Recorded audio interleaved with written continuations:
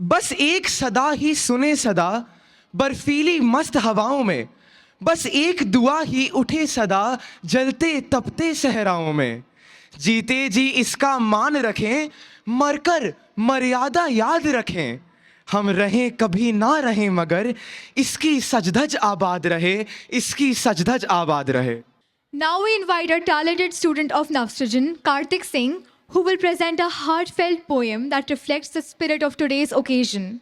These poetic words will celebrate the values of freedom, unity, and patriotism that our Republic Day stands for. Let us have these words inspire and ignite our national pride. Vande Mataram. मेरा नाम कार्तिक सिंह है। मैं कक्षा 9वीं का छात्र हूँ। आज मैं आप सभी के समक्ष अपनी एक स्वरचित कविता जिसका शीर्षक है अद्यतन भारत से मेरे प्रश्न प्रस्तुत करने जा रहा हूँ। उन शूरों का सपना जब सच हुआ तब भारत स्वतंत्र हुआ। आओ शत शत नमन करे उन वीरों को जिनके कारण भारत गणतंत्र हुआ। नेहरू पटेल अंबेडकर आए, संविधान के दीप जलाए।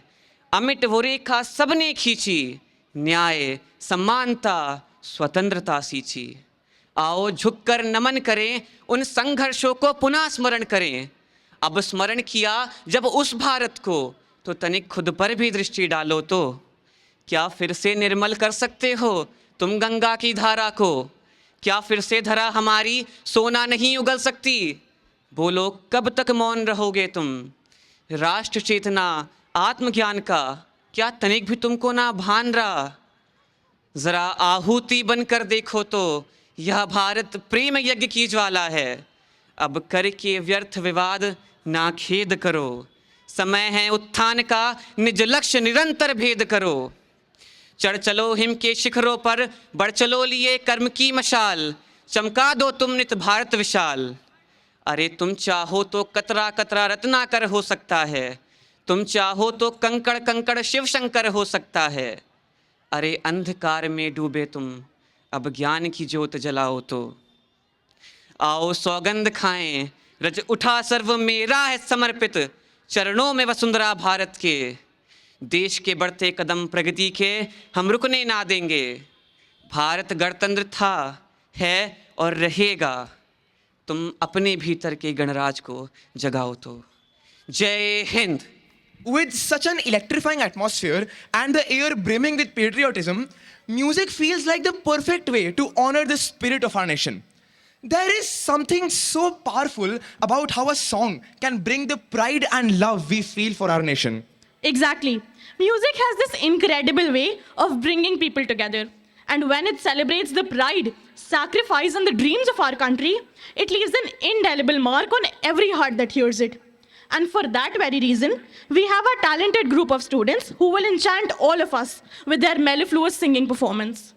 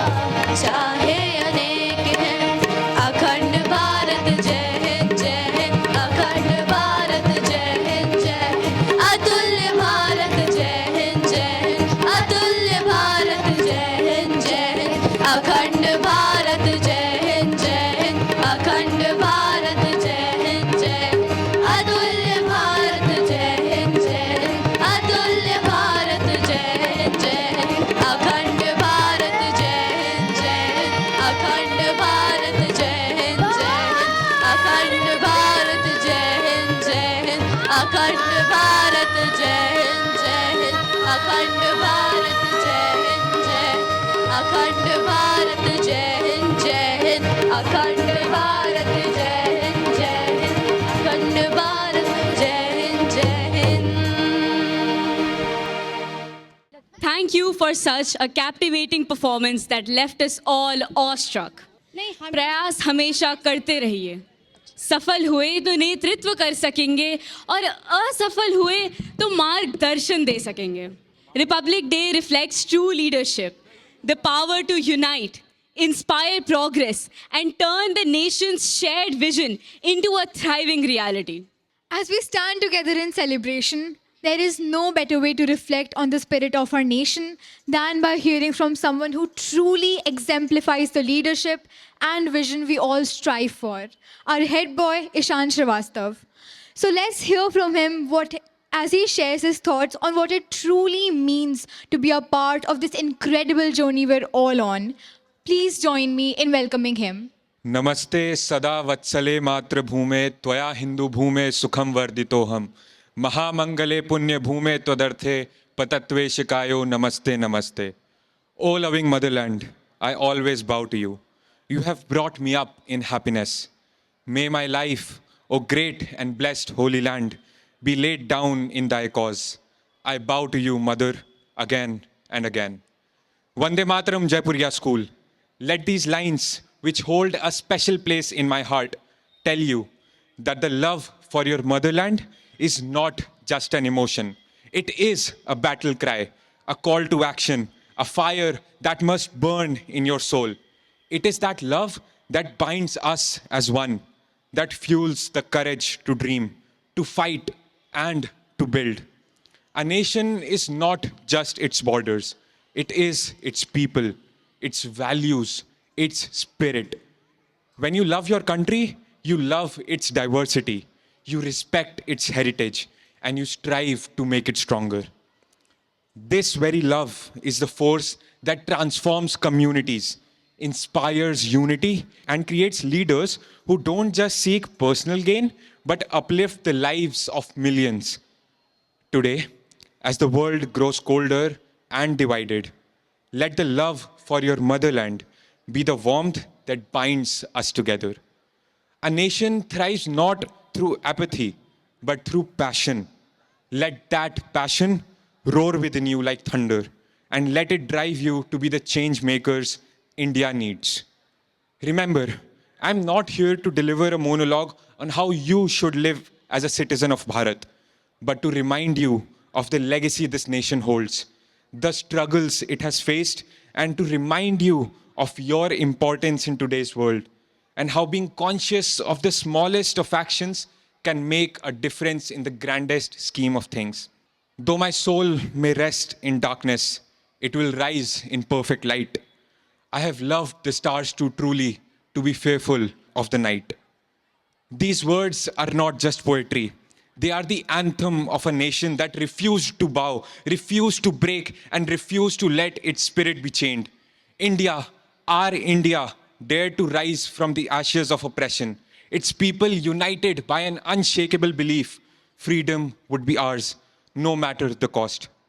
It began with whispers of defiance, grew with voices of rebellion, and erupted with a roar that shook the very foundation of the colonial rule in India. Gandhiji walked with courage in his steps. Bhagat Singh faced the gallows with a smile. Subhash Chandra Bose called on the youth to fight for independence with blood and sweat. These were not just leaders. They were warriors, dreamers, and builders of a vision far greater than themselves. They were, in fact, each one of us. When independence was won in 1947, the task ahead was monumental. India stood at the threshold of uncertainty, riddled with division and scarred by colonial exploitation. Yet, the visionaries of that time chose to light a beacon for the future. They gave us a constitution, not just a document, but the soul of a new India. Dr. B.R. Ambedkar and the drafting committee stitched together the diverse threads of this nation into a fabric of democracy, justice, and equality. The Constitution enshrined our rights, set forth our duties, and ensured that power rested with the people, not monarchs or colonizers. This wasn't just a legal framework, it was a manifesto of hope, a promise that every Indian, irrespective of caste, creed, or gender, had a voice. It was a declaration that all in this land, the stars of opportunity and equality would shine brightly for all. But here lies the greatest challenge and inspiration for us today. The Constitution is not just a static monument, it is a living, breathing guide that depends on every generation to nurture it.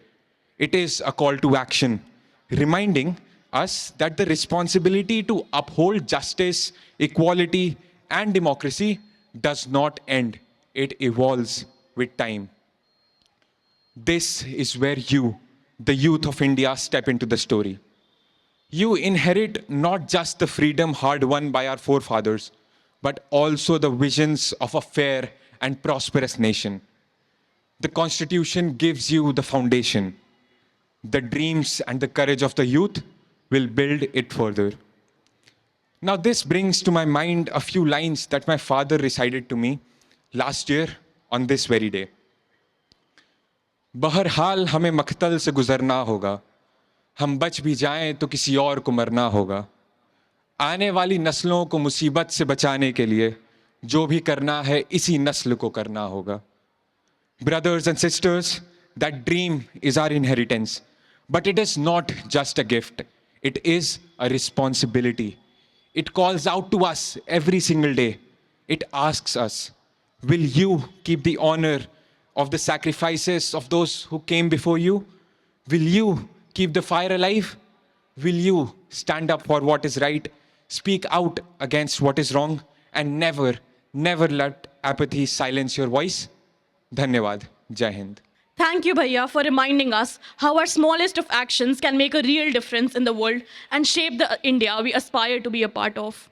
With this, I would now like to invite our head girl to share with us her perspective on the significance of this day and how we, as a community, can play a part in shaping a brighter future of our nation. Please join me in welcoming our head girl, Zoya Khan, who always inspires us to think bigger, act bolder, and make a real difference. Fellow Indians, Vande Mataram. As a little girl of 8 or 9 who celebrated Independence Day and Republic Day in the halls of this very school, the two were equally jovial festivals, but Republic Day seemed a little more somber. See, Independence Day was simple to understand. Azadi from the British Raj was not difficult to comprehend. But again, as a girl of 8 or 9, my friends and I didn't quite understand what this Gantantra was. So we begged clarification from a beloved civics teacher, and she obliged. She told us that any country where there isn't a hereditary ruler and the head of the state is elected by the people is a republic. Britain had chosen to stick with the bygone institution of a monarchy, while we had opted for a republican form of government. Simple. Britain, a monarchy, India, a republic. But then, wasn't the rest of the world too? What made the Republic of India so special as a republic in this day, age, and time? I asked her. Bade hokar samjhogi, she replied. I didn't, even after I grew up. At least not completely. And scouring the internet was of no help either. There was criticism after criticism about the constitution that had freed us from over 200 years of oppression. So I did the next best thing, or perhaps the best thing in the first place, go back to history. By November of 1949, when the third and final draft of the Constitution was being discussed, it had been debated over for 165 days, and a small number of 7,635 amendments had been suggested to it. It was criticism after criticism. Perhaps the most trenchant of these voices came from K. Hanumanthia, a Mysore-based lawyer who later went on to become the chief minister of the state. He called the Constitution of India a khichdi, or an amalgam of ideas from all over the world. And this criticism wasn't unjustified. Our constitution is a bag of borrowings. Article 14, right to life and personal right to equality before law and equal protection of the law from the US Constitution. Article 21, again from the US Constitution. The directive principles of state policy from the Irish Constitution. The emergency powers from the Weimar Republic of Germany.